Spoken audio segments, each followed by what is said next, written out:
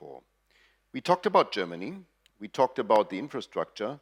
We now want to talk about how regions can support this process and how German regions are included into that process.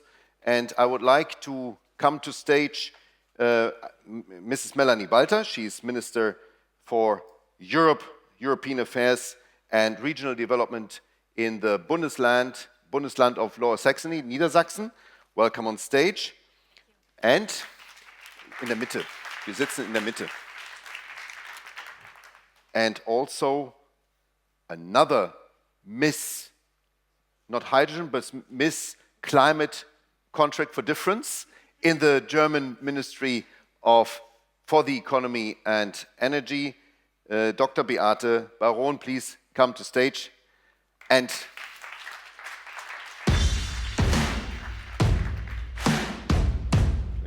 Seite.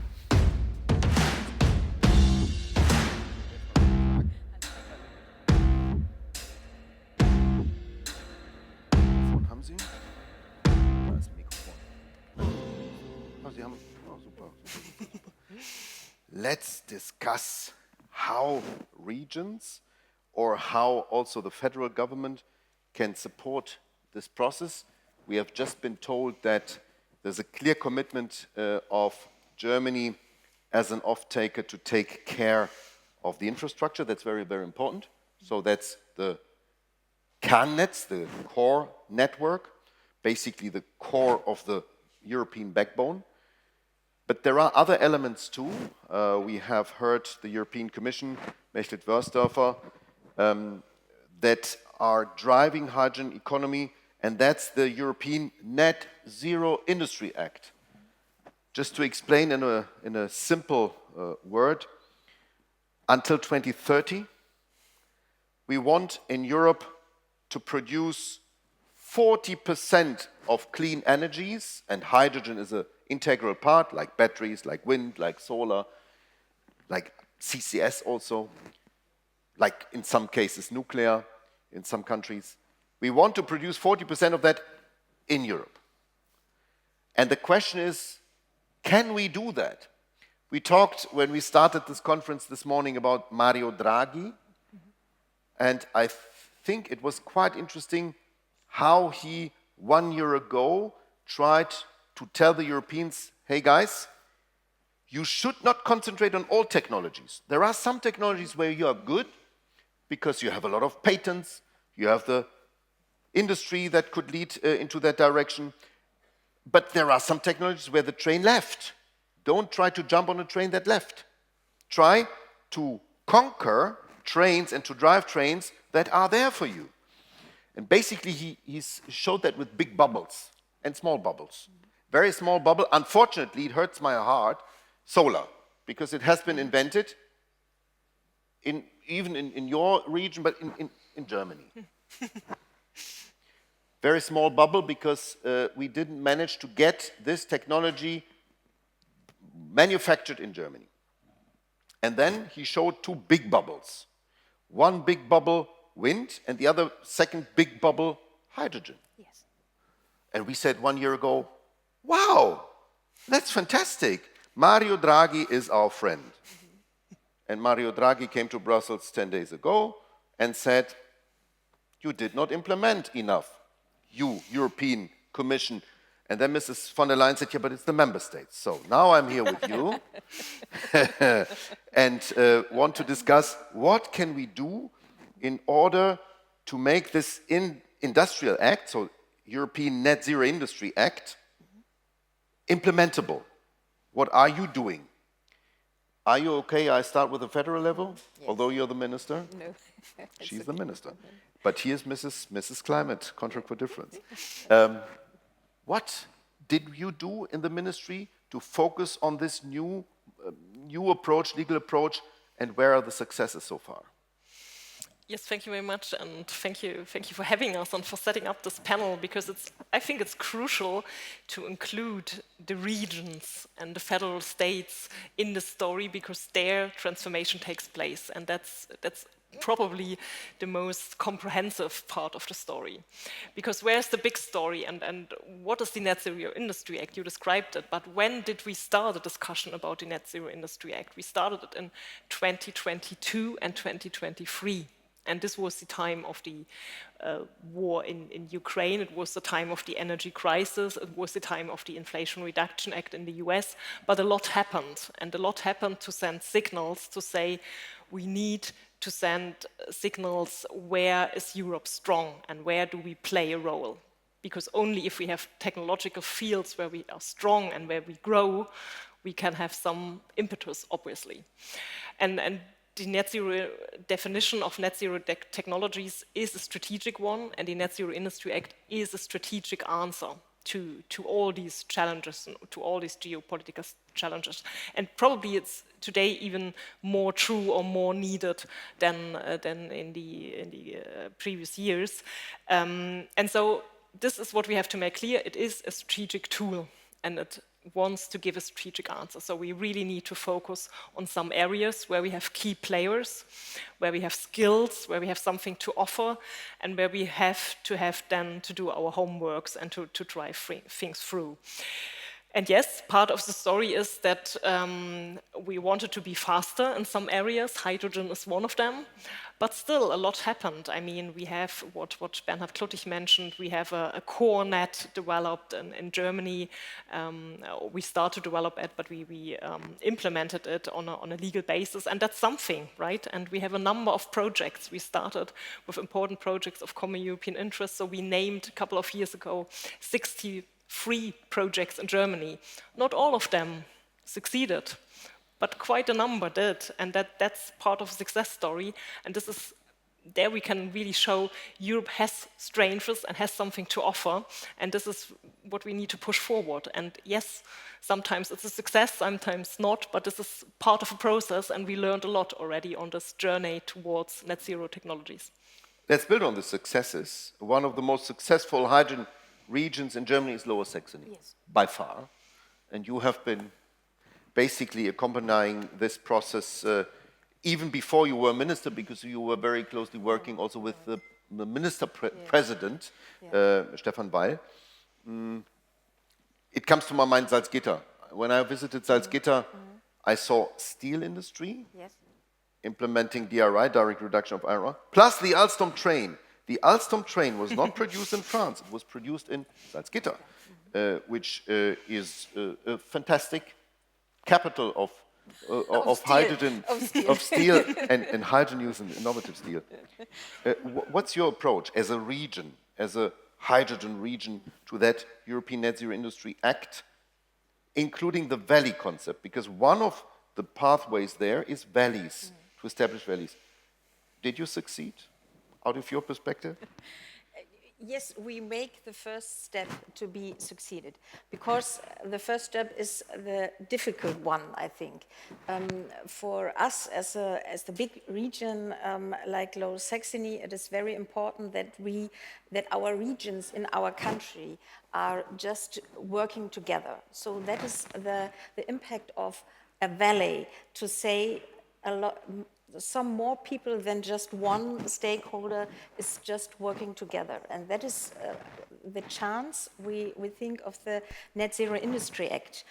Immediately as it came out last year, we just working together in the region along the North Sea, because we are very strong at green energy. And we have already a lot of impact for hydrogen, because we are just the first in Germany for on and offshore energy, and so we started a few years ago to be strong in hydrogen in this region. So that is the thing we say, okay, this act is just, yes, I think a awakeness for us to work together in this region. So I must say one thing now. It's totally out of protocol. The way you pronounce hydrogen is the same Mrs. von der Leyen does it. I always told her, listen, it is not the genes, not hydrogens, it's hydrogen. But now I know where it comes from. Hanover. It comes from Hanover. Sorry. It comes from the region, Yes, because she's from the same region. It's Now I from the know. So same region. you are Sorry. excused. Say hydrogen. It always reminds me then of Hanover. No, that's cool. We have heard, and I would like to ask both of you this question, by Salzgitter AG, that's the steel company, that they might postpone their DRI project. I'm saying that I listened to the CEO of Salzgitter AG, Gunnar Gröbler, who was many years in our board, the board of Hydrogen Europe, this morning in the German Federal Broadcast Radio, in a long interview. And he said, we are not giving up, we are doing it. Yes. Unfortunately, the current situation, the regulatory situation, makes it very difficult for us, as a Lower Saxony company, to fulfill our targets in the timetable we did foresee it. So this is not the end of the world, not at all. But delay always sounds like, there's something difficult. What can we do? I ask both of you, because he definitely talked about the regulatory environment. So hydrogen too complicated. Can we not give this guy a regulatory sandbox, because the hydrogen valleys foresee this regulatory sandbox approach, where we don't want to have every rule fulfilled 100%. Is that a way out? Shall I ask you first, because you are the industrial policy responsible on federal level. Can't we help them? Yes, of course, and yes, you should. But first, I would like to be very clear on what Gunnar Gröbler said, because it's a big project. It will last 10 to 15 years. And of course, it has different project levels. Level 1 already started and is half implemented. And if you travel to Salzgitter, you see the construction work going on. I mean, there are, I don't know, 2,000 people, construction works ongoing, so with a lot of effects of on small and medium companies from the region. So you see it. Once you are there and you look at it, you see it, what's ongoing. And what they postpone are the steps 2 and 3. And this is normal in a project. And this, I think, we have to learn, that we do not try to catch all the negative issues and to say, oh, yes, and again, delay. But to say, why is it delayed and what steps are delayed? And it's normal. If you have a 10 to 15-year project, then of course you do not plan it in year 1 and everything will be then exactly be the way you planned it on day 1. So I think first, we need to make clear, yes, there are postponements, but somehow it's normal in those big projects. And then there's a different story to say, what can we still do to speed up, and what are the framework conditions where we need to do something? And of course, this is quite clear, and this has been discussed in a lot of panel sessions. These are framework conditions. Energy costs, of course, is the framework condition number 1 when it comes to all industries that are somehow energy intensive. And here we need to give answers, and we need to use really any instruments that we have. We did already took some approaches on energy taxes. We discussed an instrument called indirect cost compensation on EU level, and we have a very common view with France, Italy, and then Germany. So we have here quite a trilateral view on this, that it's really needed to use any instrument we have, and this would be one answer. So do something about framework conditions, do something about energy costs. The terms of reference of this DRI, they got money from federal level, so Salzgitter, I think 2.3 billion. So per capita it's quite a lot. In my home region, Saarland, Saarstahl got the highest amount of subsidies for the same technology after Second World War, so huge. And they did not announce any delay, but they look at what is happening there. What can we do? Because I understand her. Huh? So she says delay is normal. Yes, delay is normal, but on the other hand, if the terms of reference say you are only allowed to use green hydrogen, but in a transition process, you could use, I don't like it, don't get me wrong, but in order to get these 2,000 people working, you could use natural gas. Natural gas is natural gas, it's fossil, I know. But it decarbonizes 50 up to 60% already. So it's a decarbonization that can happen immediately. Wouldn't it be okay as a regulatory sandbox in Lower Saxony to allow these guys to do that? I think first we must talk about that we must have understanding if we want green hydrogen. So we have to put down the regulatories because Dr. Baron says this, we have the energy costs and it's very important that we have the producers but somebody who needs it and who wants it. And that will only get, if you have economic, successful energy price for this. So I think the regulatories are the key of doing, if we want green hydrogen, we have to make it, So I think we in Lower Saxony, and that is the reason why we are just so engaged as our state government for the Net Zero Valley to produce the market for green hydrogen, so that we want to put the producers in the situation that they can be on the market and stay on the market with this green energy. Absolutely, absolutely. So Salzgitter, it will be a huge off-taker because they need big amounts of hydrogen. Lingen, also in Lower Saxony, we heard about that project that morning. That's the Get H2 project. So the project that Sopna Suri, my chair and president, was heading. This is also happening there. So basically green hydrogen will come. The point is how can you bring the production and the offtake together? That's the problem at the moment. And the general question is, can this approach the Net Zero Industry Act? Because in the end, we are talking here also about clean technologies, DRI, electrolyzers that should come from European production if possible, 40% until 2030. Can't we align that a little bit more? So it doesn't look to me that we are fully aligned. I've seen the letter from your ministry towards the Commission, previous minister still, but letter is still there, saying, hey, we want to kick this off. Can you please postpone the harsh regulation for some years in order to get Lingen and Salzgitter done? So to help her. Yes, I mean, we have to give honest answers, and part of the honest answer is where did we overstretch it? So where is it too complicated?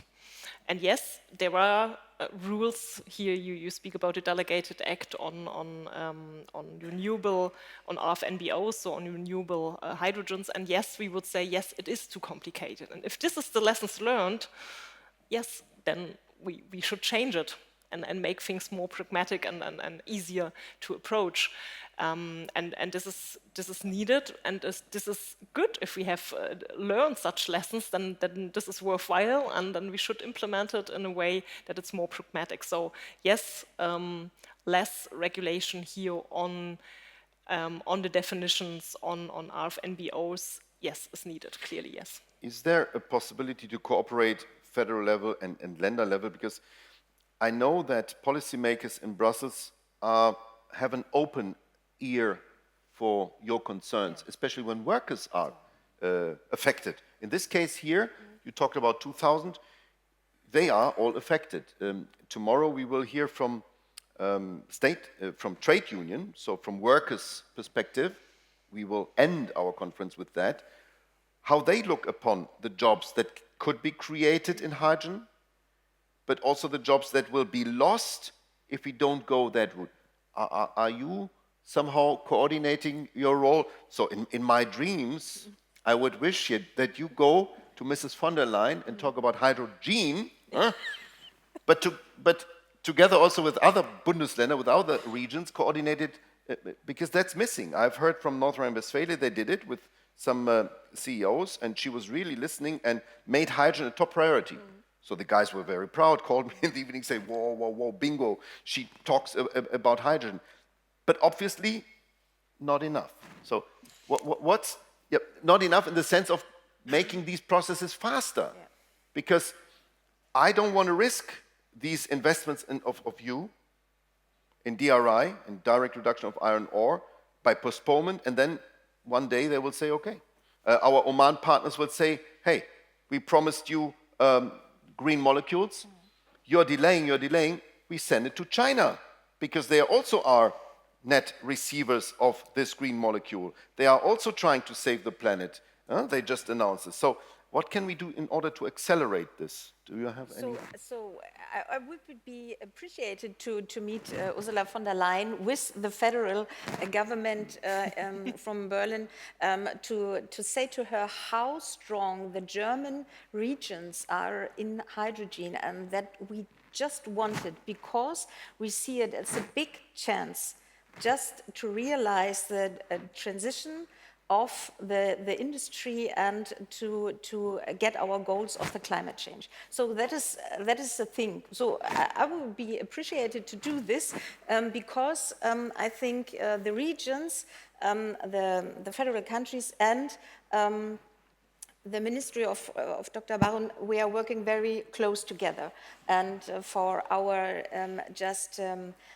net zero Northwest Germany Valley, we just very close together to say it's a German thing that we want to do our part to the transition. Yes. So this Northwest Valley is Lower Saxony, Schleswig-Holstein? No, Northwest is our valley and Lower Saxony because it's a big region just along the North Sea. Yes.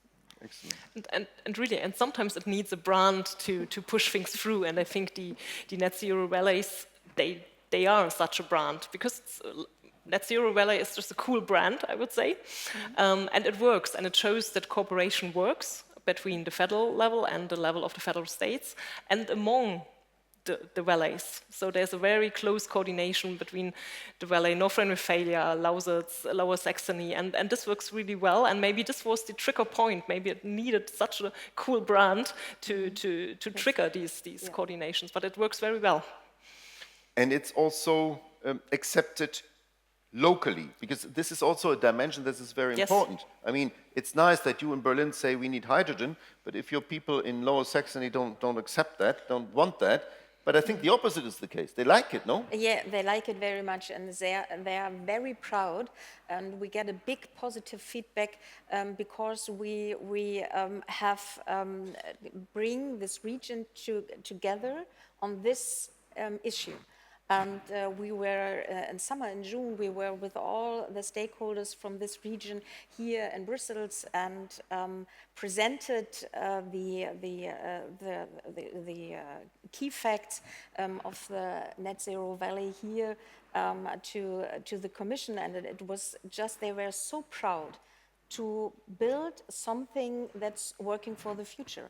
And I think that is the reason why the European Union must see the regions in Europe, because they are so strong and they have a big impact to bring Europe just together.